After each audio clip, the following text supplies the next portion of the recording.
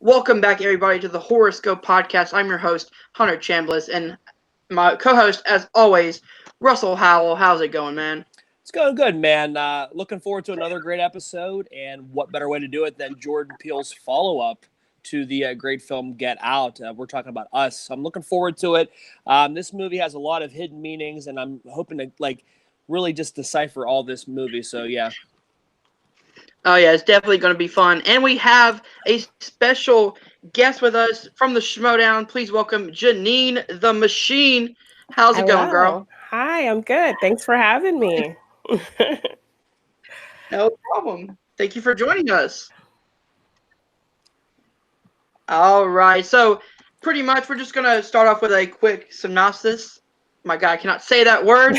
Russ, kick us off.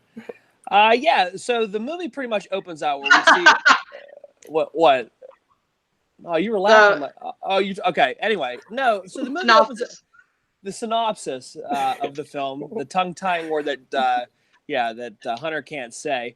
Pretty much, in a nutshell, it's pretty much about a girl named Adeline who is at a carnival-esque in California and pretty much goes wandering off, ends up missing for like 15 minutes, then comes back, and we see that she has problems.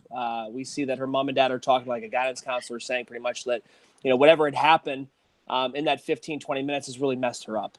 So then we fast forward to present time. We see Winston Duke's her husband now, and they have a family. They go on vacation to like a beach house-esque area, vacation house that they go to when all these things start happening. And we pretty much, the onion pretty much peels off as we go layer by layer to see what happens in the film. And that's pretty much the essence of Us, pretty much in a nutshell. Without getting too much into talking about a synopsis of the whole entire film. Yeah. All right. So now that that's out of the way, let's kind of get to kind of the meat of the movie. So, what's our favorite moments, our favorite lines, stuff like that? Jeannine, why don't you kick us off with that? Well, for me, the symbolism of the movie was not as obvious as I expected it to be. Like in Get Out, it was way more obvious. Like I had to watch maybe like 3 or 4 breakdown videos after seeing this movie to kind of pick up on everything.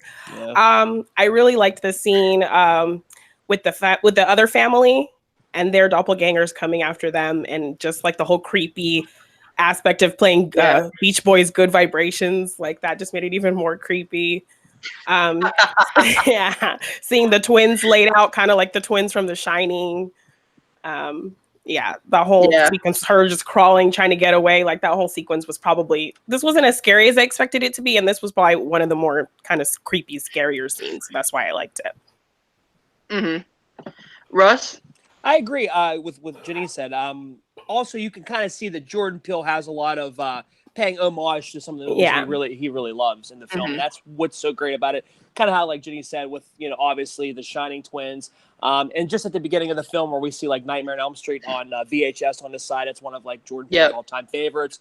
And just with the social commentary too, just like Night of the Living Dead had, I believe. Just in general, though, the thing that I really go back to and I think about now is at the beginning of the film, we see all these rabbits in the cage. And to me, now that I see it, obviously not watching it a second time, I didn't get that the first time. And that's the great thing about this movie. What I took from the rabbits in a cage rabbits were pretty much synonymous with the tethered. Pretty much in a cage, they don't have a voice. They're pretty much just like trapped. At the end of the film, we obviously see that the rabbits have been let out of the cage, i.e. the tethered have pretty much reclaimed, their voice. And I think that in itself is such an important aspect of what Jordan Peele does with his films, even just with social commentary in general, and just the things that he brings onto both films, Get Out and Us. And that's just the beauty of him as a filmmaker. Yeah, and I think the rabbits also as well kind of play into that idea of like regeneration and multiplication, because they reproduce so much, and all these people are like reproduce doubles of people. So I think that's another symbolic thing with the rabbits. Yeah, and like even just a snowball on top of that, that whole Jeremiah 11:11 quote. I just kind of wanted to get on that, the Bible verse. Pretty much we see that at the beginning of the film where Adeline's kind of wandering and she sees a guy with a cardboard sign that says Jeremiah 11:11. This theme comes out again when we see the son, when Adeline's putting the son to bed, and the clock. Yeah, the clock's 11:11. So obviously some symbolism with that, but also the sports game that watching, the score. Watching, score is 11-11. Oh, really? And then at the end of near the end of it, down in the basement, the guy has 4 1s on his head. 4 1s, yeah. But we see that the Bible quote is meaning it says, "Therefore, this is what the Lord says: I will bring on them a disaster that they cannot escape. Although they cry out to me, I will not listen to them." And I think that's the whole, that's the resonating voice. I think that this film really, really goes by. Yeah, definitely. Yeah. So actually, I want to bring up my favorite scene, and that's when the tethered versions of the family first breaks into the house. Okay. That whole entire scene is because it really gave me like The Stranger vibes. No, where it's absolutely. like the tight hallway shots, the closet scene with the boy in his tethered version, you and the lighter trick. Just everything about that scene gave me like The Stranger vibes, where it's like, okay, now this is more of a home invasion with a very unique twist to it.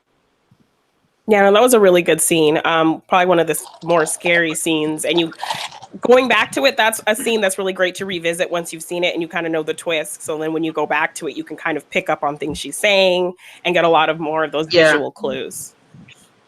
Yeah, that's the other thing. Yeah, kind of echo what you said. Yeah, you get to catch those things. And that's what makes a great filmmaker. I always say, Kubrick is a filmmaker I always bring up a lot, and it's just because his films, if you rewatch his films, you always get things you didn't see the first time. Yeah.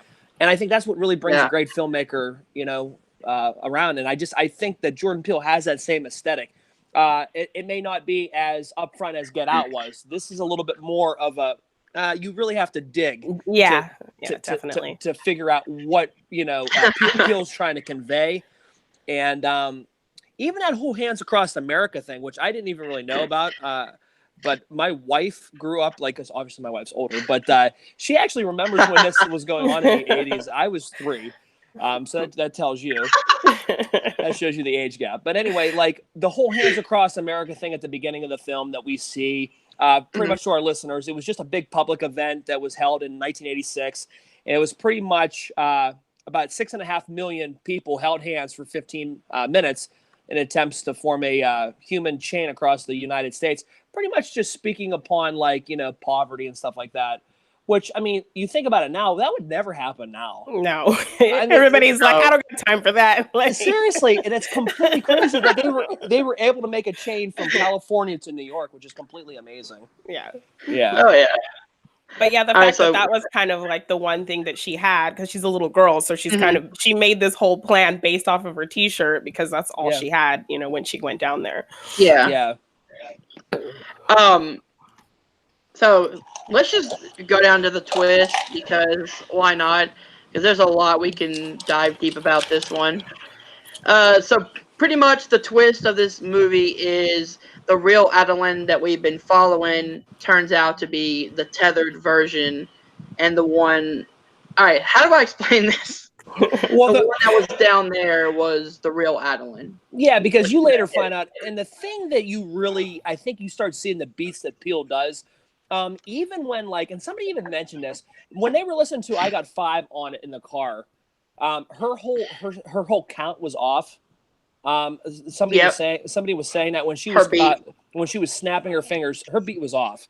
Which I guess, looking at it now, I guess maybe that's when you can kind of tell that maybe she is the tethered one. Yeah. But you really see it when she kills her tethered self, or the real Adeline, and when she starts making those grunts. That's when you kind of know that. I think that's when you're like, shit, this is the tethered. This is not Red, the real version. Red is actually Adeline the whole entire time.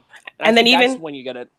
Yeah, even on the beach, when she's talking to her friend, she's telling her that she's quiet, and she says, I've never been really good at talking because, none of them really know how to talk. And she kind of had to teach herself how to speak. Yep. So that's another kind of clue right there. But Peele's so good in that aspect of things because, okay, obviously the tethered can't really talk because you hear the grunts and groans of like Winston Duke's character and stuff like that. And you see that, Lupita Nyong'o is phenomenal in this film, by the way. This shows you really good. This just really shows the caliber actress that she really is. Oh yeah. I mean, just playing her tethered self to, her regular self. But the whole entire time you see little clues, but you don't really know because you think, okay, well, maybe something really bad happened, and that's why this girl's locked up. It makes sense. Yeah. That's why you go with it. Okay, this girl had a horrific 15, 20 minutes. We don't know what happened in this mirror house or whatever, okay? So whatever went on there was traumatic enough to make her lock up and not talk. So we pretty much, when the movie's going on, you're not even putting that together yet. No, because we're like, she's just repressing her past. Yeah. That's the only reason why she's not talking. Yeah. And I also love the fact that going back and watching it multiple times, that I didn't catch it the first time I watched it because all the other tethers, whether it's Winston Duke's character, the daughter, whatever, they make the grunting noise. But she's the only one that can actually speak. She can talk with words, but she also has problems with her voice because she was choked as a kid. So it's all the stuff that I'm like, oh, watching it a second, third time, oh, I see what he was doing now from the very beginning of the movie. Yeah. So that's why it makes it great for rewatchability for sure, to kind of go back and pick up on those things. I love that. It's just like The Sixth Sense. It's exactly, I can compare it to that because you watch it knowing that, spoiler alert, that Bruce Willis is actually dead the whole time. Or even something like Fight Club too. Yeah. Even Fight Club. Yeah. And you go back and see it, the twist already, but then you're like, shit, boy, he really does cover his tracks on all this, and it does make a little bit more sense. I mean, again, kind of beating a dead horse, he may not do it as subtle as he did in Get Out. And I think that's the problem. And that's why I think this movie was so divisive when it came out. Yeah, agree. Totally. Because of the fact that it wasn't in your face, like the girl in Get Out was eating her cereal, not mixing the milk with the cereal. Like a symbol of kind of like racism there. But I think this is a little bit more deeper. I think this is Peele's deeper film for sure. Yeah. Yeah, there's something about this movie that this movie really has multiple twist endings, and you could really think about, okay, what does this mean? What does this mean? What does Hands Across America have to do with this? There's so many symbols in this movie that go so many different places that it's really up to your opinion as to what you think it means. Yeah.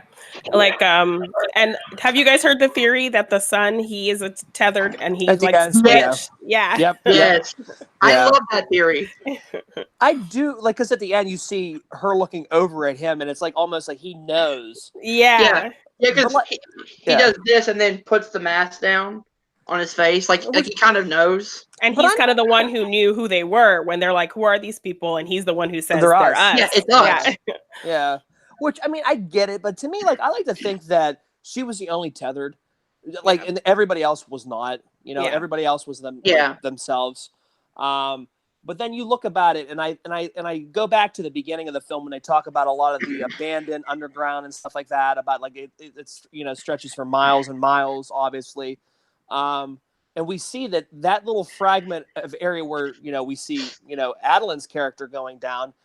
And to see these people pretty much acting out what they're doing on the surface, on the surface, which playing puppets, like she had already said. That was the whole idea why the tether was created to obviously control what happens up on the surface. Yeah, and I just think it's crazy because you think about it, it works because what's going on there is going on all underground. You don't so you kind of believe that there's so much underground, and Peele kind of covers his tracks with that because then you're gonna be like, oh well, you can't explain that. Well, he explains in the beginning that there's tons of underground, miles and miles that stretch across America. That also kind of explains how Adeline, she kind of stopped dancing and she couldn't dance any further than however old she was because the tethered kind of just mimic what the people are doing and can't really do it.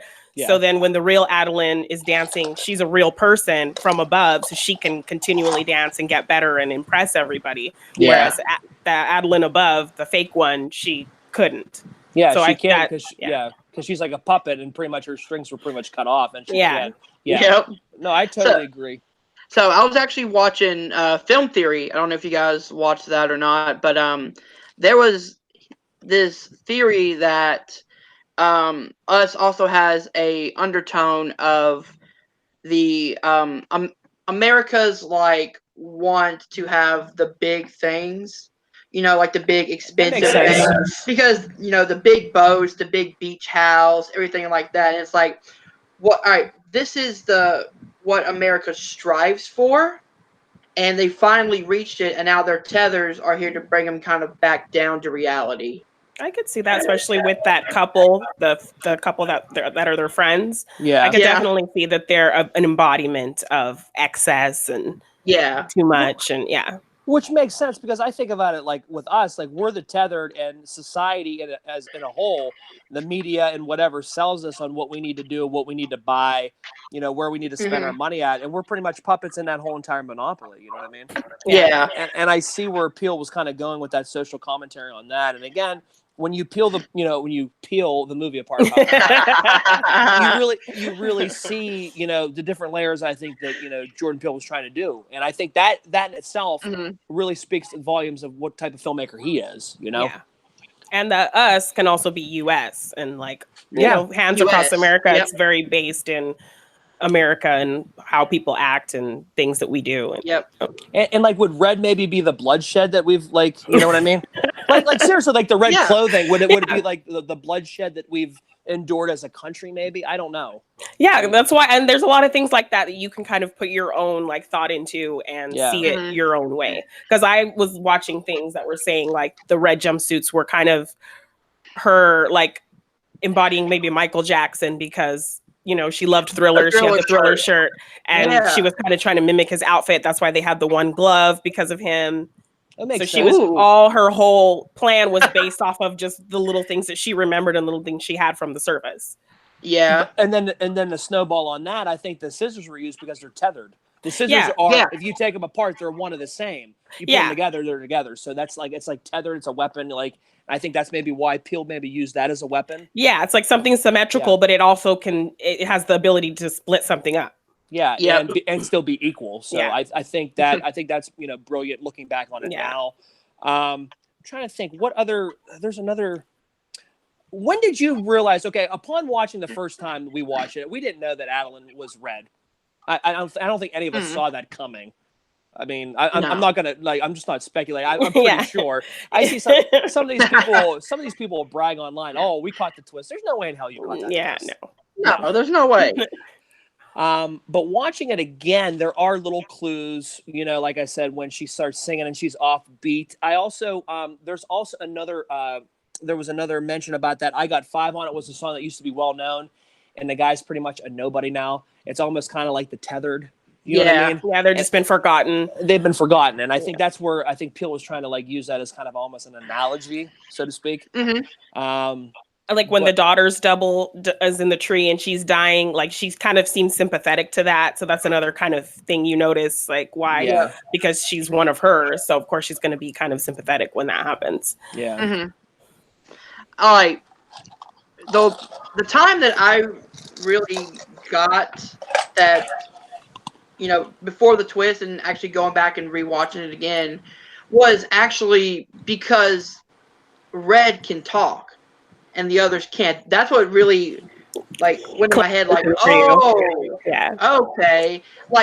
That's what he was doing. That's the little Easter egg that he put when we first meet Red. She's the only one of the family or pretty much any of the tethers who can actually talk. Yeah.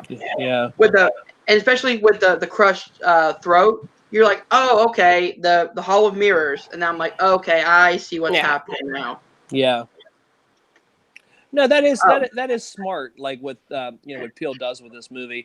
But the other thing about it is, you really don't think, again, and kind of how I said to Jeannine about it. You really can't tell that she's going to be the tether because of the fact that, like, Yeah. you think, okay, this girl had a horrific incident where she was like Mhm. really has like Yeah. some severe Trauma. PTSD, some severe PTSD from what happened, Yeah. and that's why she's locked up. That kind of justifies her behavior. Yeah. Yeah, Her so- not wanting to go back to that beach, her Yeah. wanting to just do something else, but they're insisting they go there, and she's like really against it. You think, oh, Yeah. she doesn't want to go back there because she had a traumatic experience, not because she's worried that, Yeah. you know, I mean, which is she's so going to get found out. Yeah. Which is so smart. And I actually may need to watch this another time just because of all the, all us bringing up all this stuff. Yeah. But seriously, though, and I guess that's the great thing about these types of films. Is just that you can go back and get something that you didn't the first time. Like, I never in a million years, even after Sixth Sense was over, I'm like, shit, he was dead. Like, I'm like, wow. Like, it literally hit me after the movie was over. Yep. And I'm driving home. I'm like, wait a minute. Oh, okay. Like, I want to see all these clues, like, because obviously he Yeah. had to have hinted at something, and then you see it again, and it makes it that much more interesting. Or like Split and the Unbreakable tie-in. Yeah. You want to see what other Easter eggs Shyamalan had put up to the big twist of it being connected to Unbreakable. Yeah. And I think, and kind of echo what Jeannine said about, even Michael Jackson and Thriller with the red and stuff like that, which makes sense. I think that, and at that time, I think that Hands Across America was obviously prevalent back then. And I think her thinking that was going to be her blueprint for what she was going to do when, she wanted to break the tether free, to come up to the surface. I think that's what she was going to kind of do it was just kind of like a call to action for her, how she was going to, get that about, Expose go about that. Yeah. So I think that's where she gets that Hands Across America. And obviously at the end of the film where we see everybody in their red jumpsuit, pretty much all across. Yeah. Yeah. Yep. But also, the one thing I really love about this movie is the fact that it has really good comedic moments to break the tension. To break kind of, okay, you could kind of breathe now. So here's some kind of comedy moments. So Russ, starting with you, what are some of your like favorite comedic type moments? Comedic moments, I think you guys will be in agreement here, is when they talk about their body count, how many people they killed. And they're trying to decide who's going to drive. Yeah, it's like, well, I killed two. Yeah. He goes, I also killed myself and somebody else. I killed two. I mean, it was funny. I mean, I just think that scene in itself is funny, just because of the fact, for sure. It goes completely the direction you would never think a horror movie would ever go, especially with kids talking about them killing other people and stuff like that. It's like, what just happened? Yeah. I think that would probably be one of my favorite comedic scenes for sure. I'm going to go with that one. That's so funny. Jeannine? Well, this is kind of before things go crazy, but I love just Winston Duke being like dorky dad, trying to get them to come out on his crappy boat, and they're just like, "No, we do not want to do this. You're so lame. We don't know you." Like, nobody likes the boat, Dad. And he's just like riding it around, and then it breaks down in the middle of the lake, and they're like, "Oh man." So I'm glad Jordan Peele is actually kind of using his comedy in there. That it makes it does definitely break up the tension. Definitely. Yeah, for sure. Yeah, one of my favorite. It's not even a joke. It's when that other family is being murdered, and she's like, "Alexa, call the police," and then it starts playing "Fuck the Police" by NWA. As they're being murdered. Which is so hilarious because I'm thinking, like, wouldn't she play like Sting in the Police? Yeah, right. I'm like, wouldn't she play like sending out an SOS maybe? Like, I had to laugh about that. That would have been even funnier, I think. Seriously, but I appreciate the NWA reference. Yeah, you know what I mean, a little NWA cameo love, But I listen, I'm like, wait a minute. So you're saying the Police? I'm like, well, wait a minute. There's a band called the Police. The Police. So Yeah. Why couldn't we go like sending out an SOS would have been perfect? Oh yeah. Yeah. For sure. And then I have one more. It's when Winston Duke is talking about like the tethers are there, and he's like, I'll give you anything, the boat. And then the daughter goes, "No one wants the boat, Dad." Just like, so straightforward. Like they're being faced with like people that look like them. They don't know what's happening, but they still manage to like just throw that stuff in there. It's just really funny. Yeah. Oh my God, it's so funny. There was also something that I watched in a commentary on the Blu-ray. I think Jordan Peele had said something about he modeled this film because the scariest thing that he could think of was to see yourself. And I think he kind of used that as a basis for this film. Just because like to watch like literally us on the screen or watch a version of us, I think is a scary thing because we don't see, we live our lives every day, you know, through our eyes. We don't see it, you know, step back and see it like, you know, the big picture. And I think that has a little bit to play with this film too. Oh, definitely. Yeah, I feel like we're our own worst enemy a lot of the time. Usually when things go wrong, it's on our end. Like you said, stepping back and kind of taking that moment to think things through. You're just kind of focused on yourself and selfishness, I think, too. But we're so eyes forward that we have the blinders on, that we don't see what literally is going on before us, just because of the fact that we're just so fixated on ourselves, or like, you know, is it going to benefit the, you know, our well-being, or like our immediate well-being around us, you know what I mean? Yeah. And I think that's the thing that, you know, and I think that's one of those, maybe even like a call to action. It's like, wake up, you know, let's take the blinders off and let's look at the big picture of things, you know what I mean? Yeah, definitely. Yeah. And to add on top of that, I also see it as like the self-destruction of man, I can see of like that, humankind as a whole. Because it's like, okay, like we live in the land of the free, right? But what did we have to do to make it free? And are we really using our full potential to its fullest, instead of like, okay, you know, let's focus on all the money we have or the boats or whatever, you know? It's just like, you know, taking like an inner look at ourselves and realize, okay, we are here, we are free, but we're not really doing anything with it. That's why they're tethered together. Yeah. No, and just to say, you know, what you said, pretty much how I said before with, you know, when Jeannine and I were talking about, basically we're the puppets, and society is pretty much, you know, operating us, you know what I mean? They're, you know, we need to do this. Oh, we need a new cell phone, or we need a bigger and better car. Like, you know, you're like, we need that, you know, and like, you're just on the strings, like going along with the ride.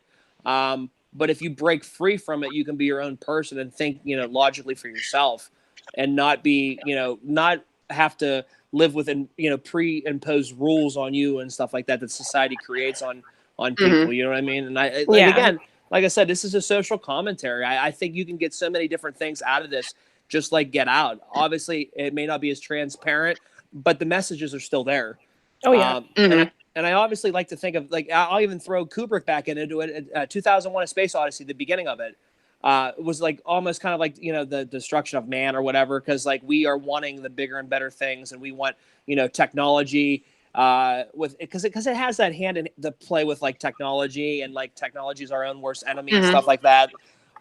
So just to kind of how you echoed about, you know, society in general as a like the mom telling the daughter to put her phone away before she goes to sleep, and then as soon as the mom leaves, she's got her phone back out. You know, Winston Duke, you can just little lines here and there of him kind of comparing himself to the friend who's rich, and he's got a bigger boat, he's got a bigger this, he's got a better car, he got a new car, I can't believe that. You know, that kind of competition with who has the better stuff. A lot of subtle things like that. But even when she's on the beach and the neighbor's talking to Lupita Nyong'o about, she had just gotten some work done, and Lupita Nyong'o was like, "You look the same." Yeah. Like we're so fixated on life, like, you know, like Botox or this and that. Like these little enhancements are gonna, you know, what really makes or breaks, like, you know, us as society. It's like, but we're all gonna die. We're all, you know, we all age. You can't stop that. Yeah. And I think that in itself was kind of, you know, how you mentioned that, just because of the fact that whole scene right there is pretty much shows you that, you know, she's so superficial. She thinks about like herself and the materialistic things. Whereas, you know, I think Winston Duke's almost trying to play catch up in his mind, that he thinks that he needs to have these things to sustain happiness, or have, to you know, show that he's wealthy, to have that symbolism, to, like, you know what I mean, in society or something. Like, I have to drive a new car, or I need a boat, because that's what successful people do, have yachts and stuff like that, you know? And to add on top of that, like, that's one thing I love, is like, it shows the other family, and I keep calling them the other family, I don't know what their last names are, but it shows like they have this big mansion, they have, you know, all this great technology, all the big TVs and stuff, but they're not happy. They're not a family. They're not a family. They're fighting all the time. They're separating in separate rooms. They're yelling at each other. one's drinking all the time, the other just wants to leave. Like they're not happy, but they have all the everything. things. Yeah, because you see that even when he's downstairs drinking, she's like kind of like bitching at him about looking outside because there's somebody outside. The twins are locked away in their room doing whatever. Yeah. Yep. And then also like, I completely lost my train of thought. Wow. Well, but they're locked in a room doing their own thing. Like you can see that the family's not a family unit. Yeah. They're very separated. And I think the thing that Winston Duke thinks is that if we have money, we can live lavishly and still be happy. Like they're more of a family because they're actually doing things together, not having that money. Yeah. But still, I mean, they make pretty good money because they're driving a nice vehicle. Yeah. They have they have like a separate vacation house. They're doing pretty good. Yeah. And he does have a boat. I mean, it's not a great boat, but I don't have a boat. It's not a yacht. It's not the Wolf of Wall Street here, but I mean, it's a start. Yeah. It's a start for sure. So before we kind of end the podcast here, I do have a question, and it actually goes back to the very beginning of our discussion. Do you guys think that Jason, the young kid, is actually a tethered, or is he the real life kid? Anyone can. I see signs that maybe he is, like how Jason, he doesn't know how to use that lighter thing. So if it was his, like he would have remembered how to use that, Mm-hmm. And then just the fact that like the mom, she can't speak because she was choked. So did like he burn his mouth so he couldn't speak or something like that? Okay, yeah. So just little things like that, and just the look he gives her, like he knows what's going on. The fact that he recognizes who the others are. So it's just little things like that. But then other things don't really make sense. Like, why would Adelaide be upset when he walked into the fire? Because that's not really her son. That's Red's son. That was a mother. Well, it was more of a mother's reaction than when she did that. Yeah, when she was like, really upset that he. Yeah. Russ? Very true. And then the other thing to talk about what Jeannine was saying, even maybe burn the boy's mouth shut so he couldn't talk about it and tell the truth of what actually happened. Maybe Yeah. So that's a really good possibility. I never actually even thought of it like that. To me, just based on what I see face value from the movie, I would say it's the real child, just because of the fact that like we have no reason to think otherwise. We're told Adeline's story. When did this happen? Like when did the tethered get Jason? You know what I mean? Like when would that have happened? Yeah. They would have to resurface in order to get the child. You know what I mean? I don't. That doesn't make sense to me. That's what kind of makes me a little bit hesitant about it too. Like I see things that make me think that, but like how they laid out how all of Adelaide's stuff being pretty obvious once you kind of found out the twist. There's nothing that's concrete, obvious that really can make you sure. And that's Peele leaving loose end just to kind of like speculate. And that's the greatest thing about movies. Like, what happened at the end of The Wrestler? Did Mickey Rourke die, or did he really finish the body? Did he really jump off the rope and connect? Like, that's the beauty of movies. It leaves that open interpretation, which can drive you nuts sometimes, because I love closure in films. That's just me. I think I speak for like 95% of the movie watching community. I love closure. I want to know, okay, what happens next? Yeah. Period. This is what happened. We're done. Okay. But I can totally see that they burned, Jason's mouth because they didn't want him to, kind of pretty much say what had happened. But like my thing is that I go back and I think about kind of disputed. It's just the fact that they would have to resurface in order for after Adeline had children to go do that in order to get him. But they never specify that in the movie. So like I'm like, At that point, I think it's moot. I think the way he looks at her is just it's just coincidence. I think he's just looking at his mom like that, like, because this his mom's a badass. His mom pretty much like protected the family there at the end of the film, and he just kind of gave her that look. And again, like how I said, Peele left it for interpretation. I just want to say that I don't think he's a tethered version of Jason. I think he's really the son. I just think that kind of like when you're led into that movie, that the feel of it feels like, oh well, what if But the evidence just doesn't support it, I don't think. Okay. Yeah. So I'm gonna say that it's not the tethered version of them. And then me, like, I'm really on the fence about it because, like, as Janine said, there are clues that are like, okay, maybe, but then some things don't make any sense. But also, I always thought the reason why Jason's mouth was burned was because it was him trying to do that lighter trick, and it just blew up in his face. Okay. Like Jason trying to do that trick, and you know how he can't do it like, in real life, like, or the real version. But what if he was able to do it beforehand and it blew up his mouth and now his mouth's all burned? But another one I just thought of a point here. What if Winston Duke's character in the Adeline or Red or whatever, they didn't want him to play with fire, so they took the fire capacity out of it. You know what I mean? Because he's younger. They don't want him to play with fire. Yeah. So that's a possibility. Because what are the chances that son of a bitch thing doesn't like? Come on.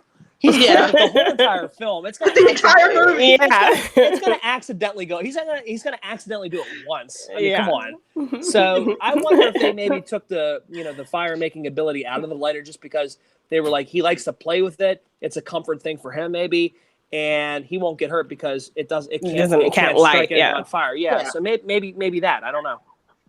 Yeah, there's so many questions that we can ask about this movie, like just constant questions. But I do love how Jordan Peele does give us answers too. It's not just everything is open ending. Yeah. Mm-hmm.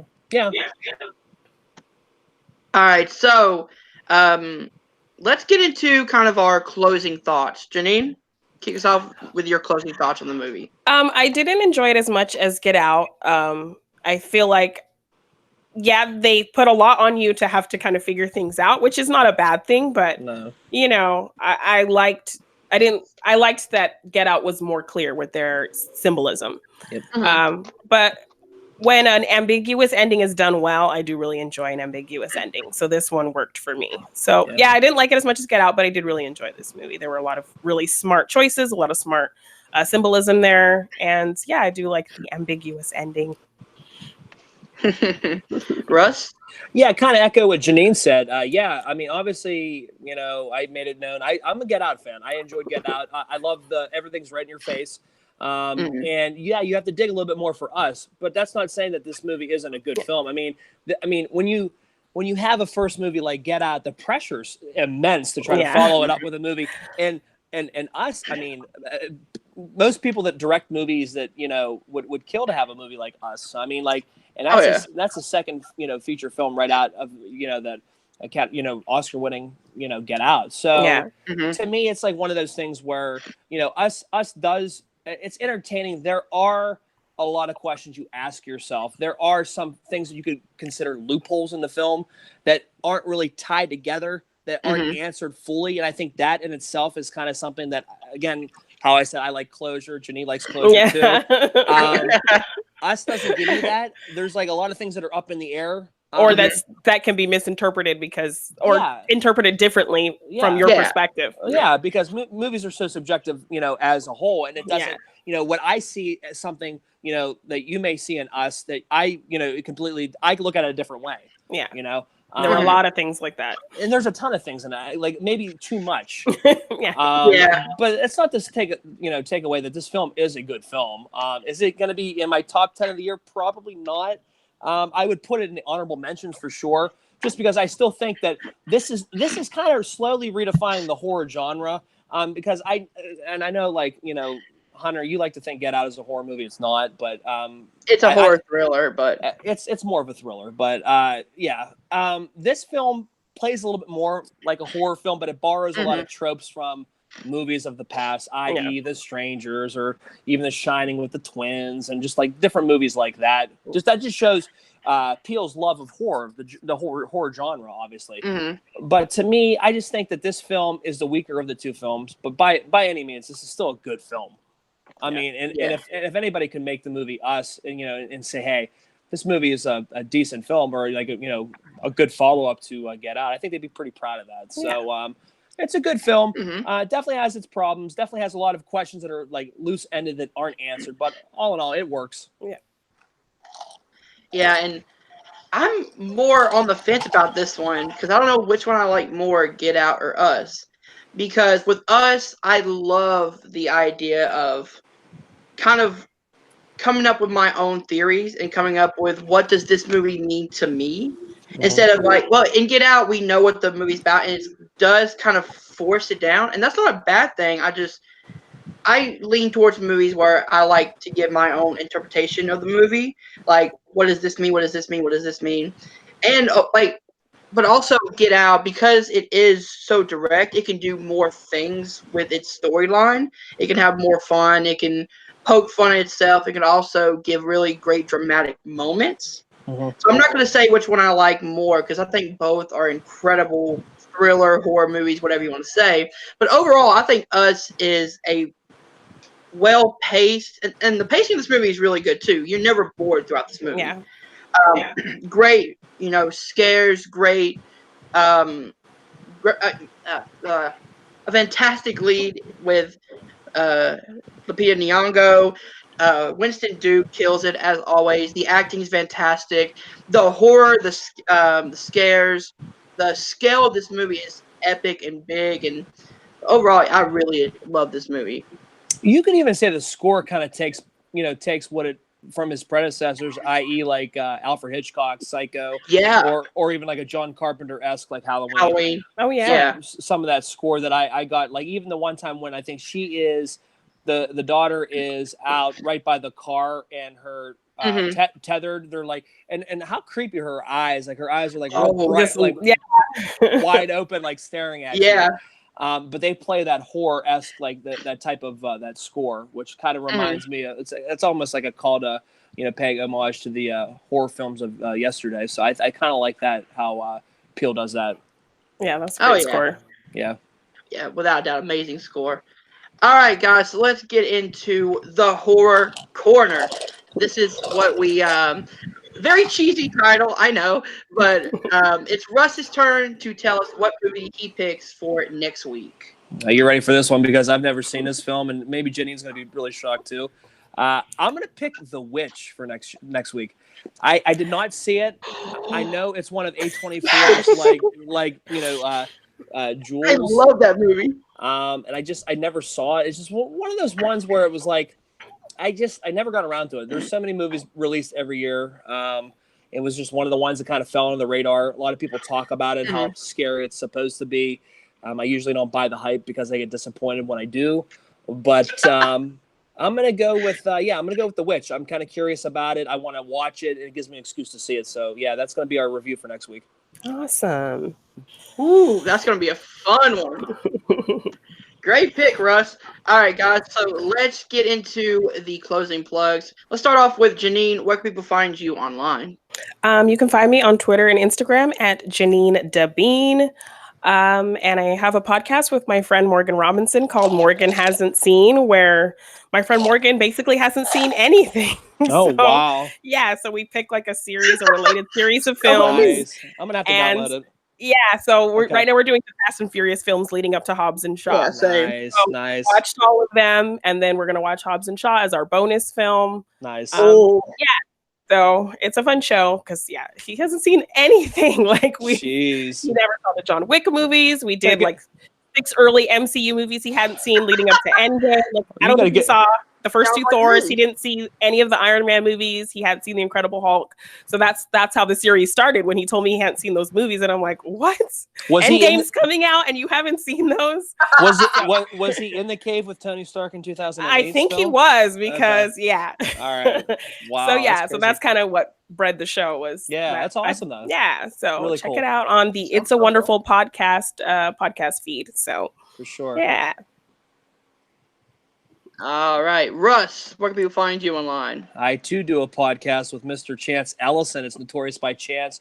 On Facebook, join our group. We do a lot of polls where we have specials of you guys to vote on good movies and or bad movies. We are going to be recording a double feature because we're celebrating the 50th anniversary of the moon landing. So what better way to celebrate it than the documentary Apollo 11, followed by Damien Chazelle's First Man. I think that's a really good double feature. So we're going to be shooting that. We just wrapped up shooting The Wicker Man. I don't know when he had problems uploading it, so I don't know what the hell's going on with that. But it is shot. It will be coming up. You can find me competing in fan leagues and pretty much just talking about movies in general. I just love the platform that we have where we can all, just bounce ideas and snowball off of one another and just kind of talk, the passion that we all have. And I love that platform. Oh yeah, without a doubt. And also, he has a channel on YouTube. It's not active. That's why I'm not even talking about it, because I haven't posted anything. I haven't posted anything in 8 months, and it's funny because Chance and I talk about it when we do our plugs. It was one of those things where it was just so much easier to talk podcasts as opposed to uploading videos and editing and taking the time to do all that. Upon juggling family life and work life, and just I think podcasting is so much easier because I feel like you can just get your words out there. You can have a conversation and people can hear the conversation. You don't have to edit it. There's nothing to what I mean, to cut out or it's people talking and having a conversation. It's much more efficient and quicker. So I'm thinking about maybe potentially doing the House Hollywood reviews on a podcast platform on my own, like just kind of doing just like new releases and stuff like that. I'm thinking about that maybe later on down the road. Nothing set in stone. I'm kind of just focusing on our 2 podcasts that we have, Hunter and I's, and obviously Chance and I's podcast. Yep. And if you guys did enjoy this podcast, make sure to rate and give us those 5 stars, all the 5 stars in the world. Thank you guys for watching or listening. Damn it. I do that every time. See, it's because you made me talk about YouTube. Way to go. Oh, yeah.